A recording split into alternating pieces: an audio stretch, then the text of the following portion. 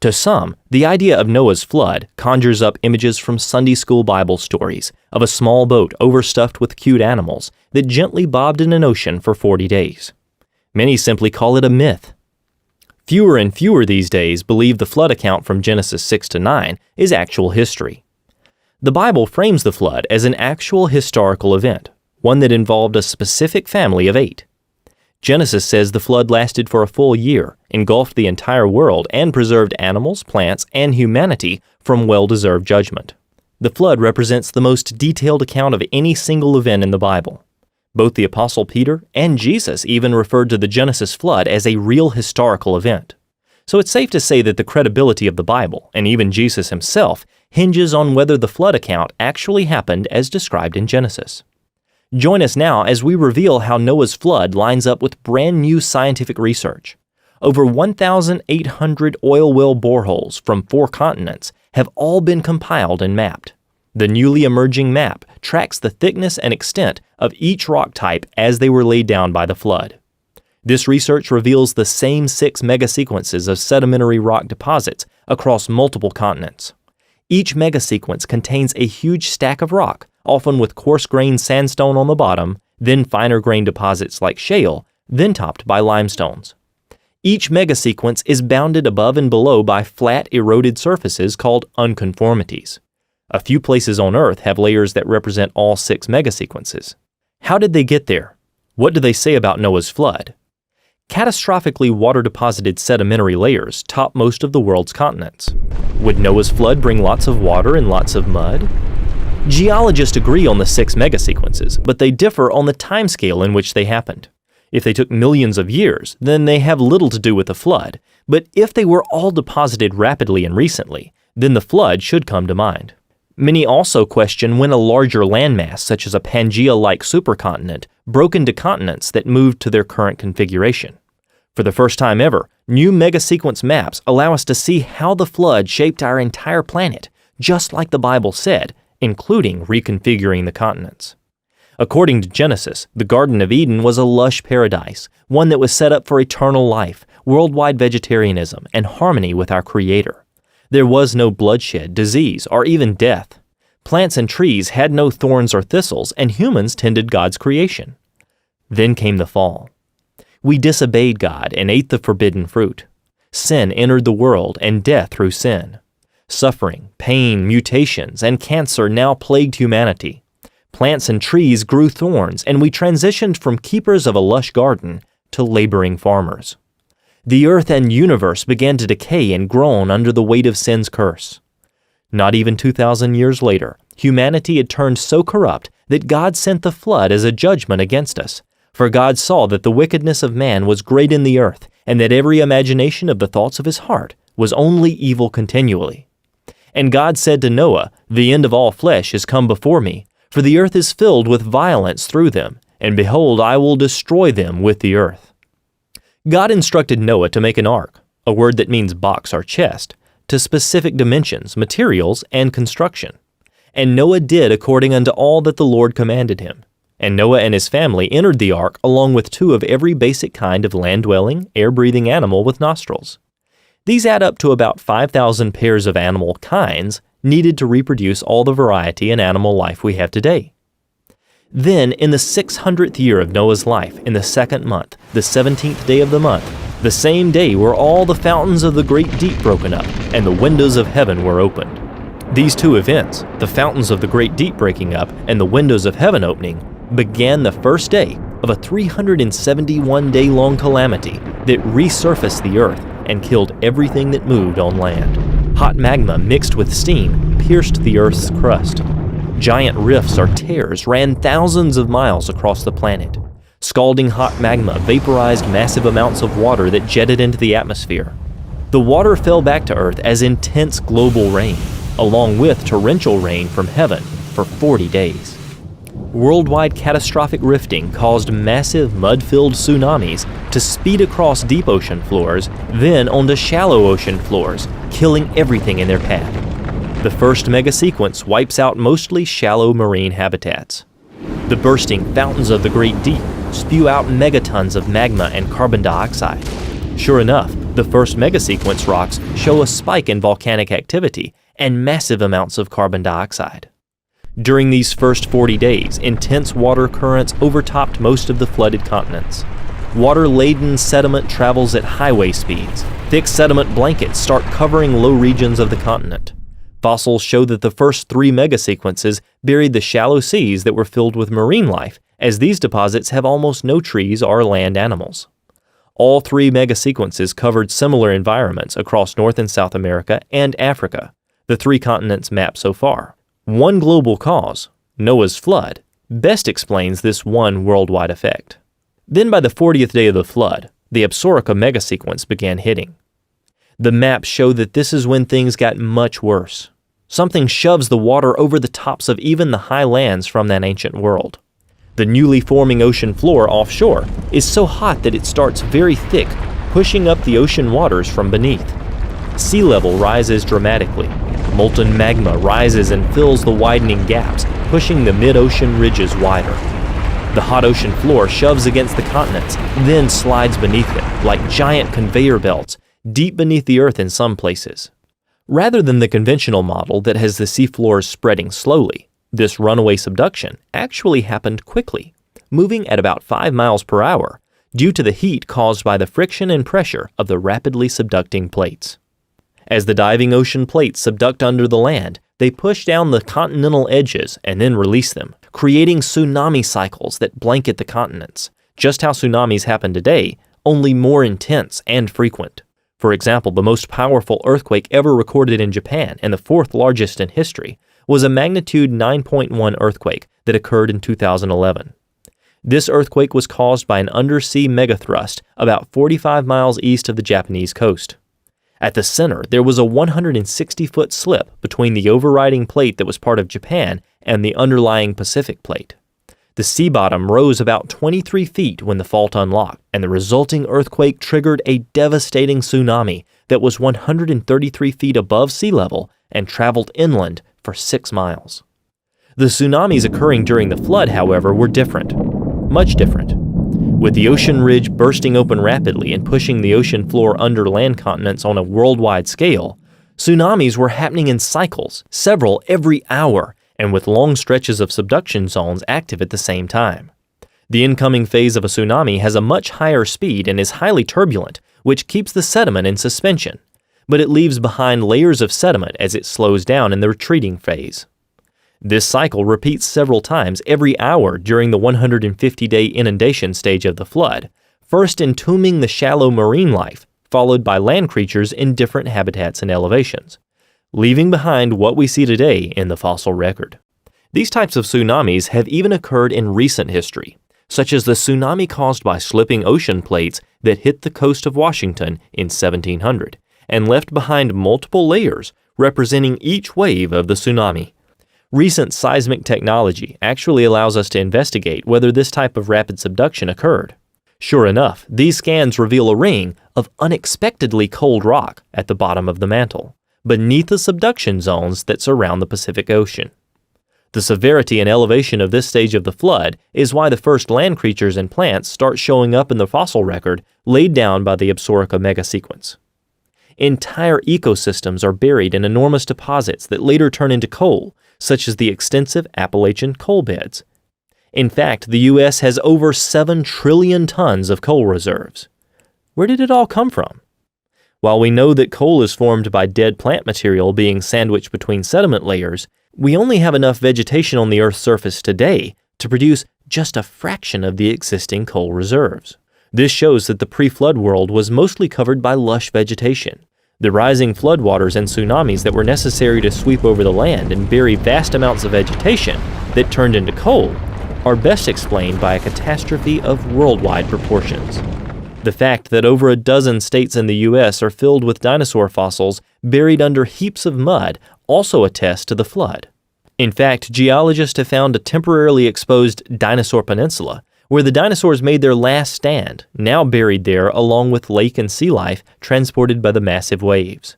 The earlier flood deposits, the first 3 megasequences, do not seem to have deposited much material over this dinosaur peninsula. Only a few hundred yards of sediment remain along the margins, and in many places, no deposition is left at all. Deposits thousands of feet thick occur east and west of this temporarily exposed peninsula that extends from Minnesota to New Mexico. Now buried across it are pre-flood wetland plants and animals, including dinosaurs, turtles, frogs, fish, and many birds.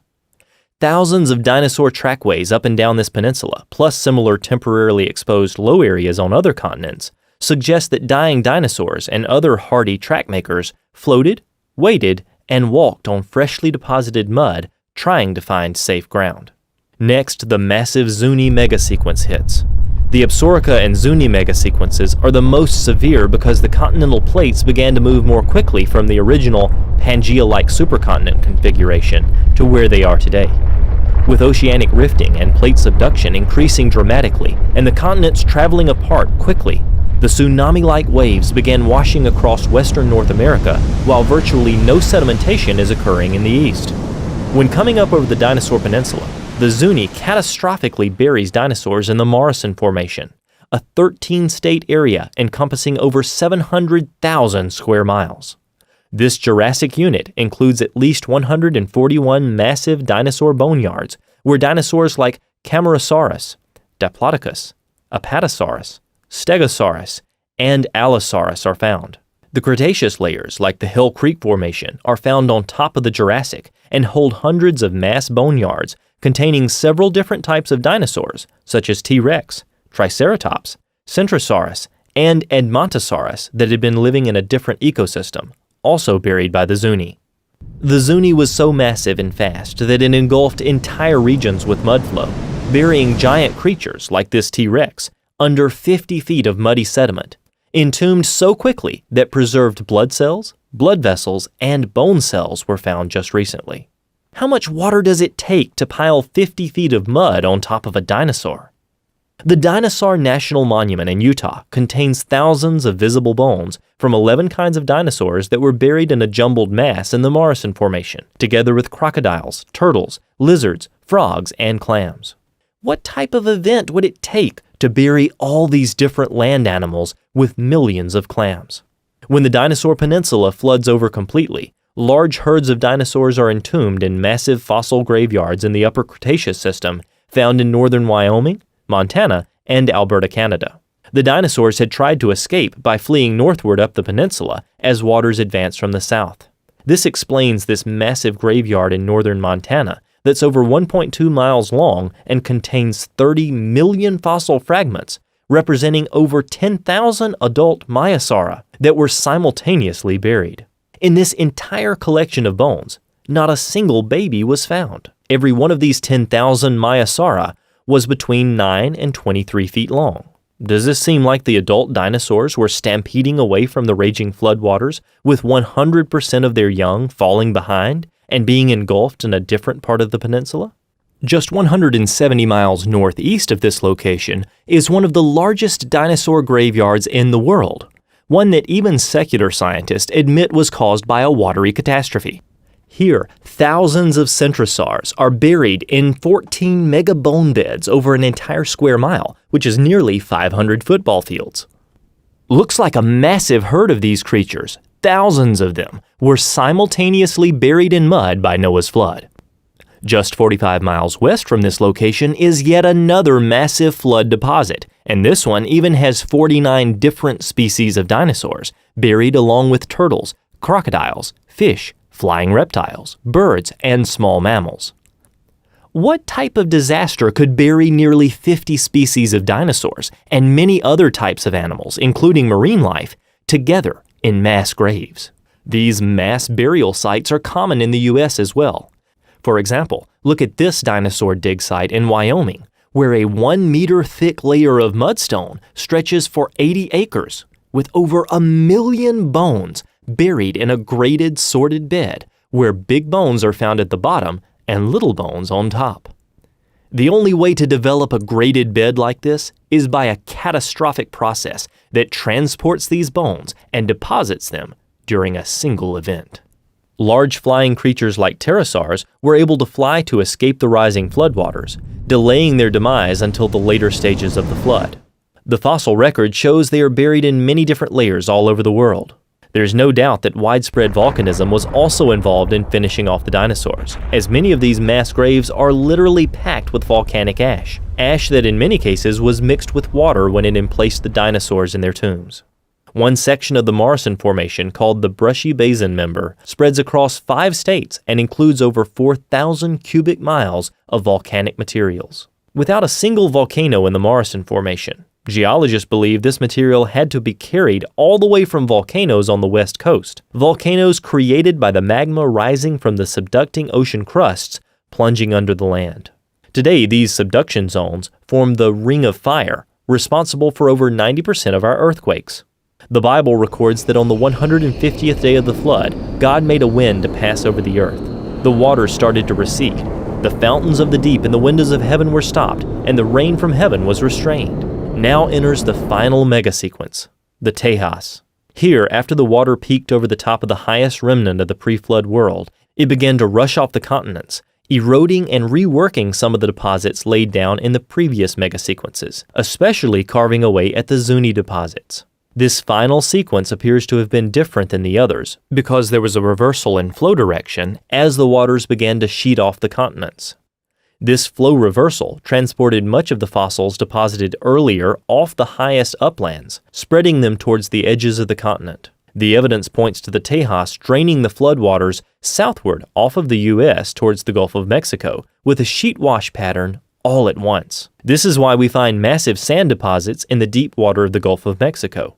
Billions of barrels of oil have been discovered there, with much of it found within a massive 1,100-foot thick bed of pure sand in over 7,000 feet of water, over 200 miles offshore.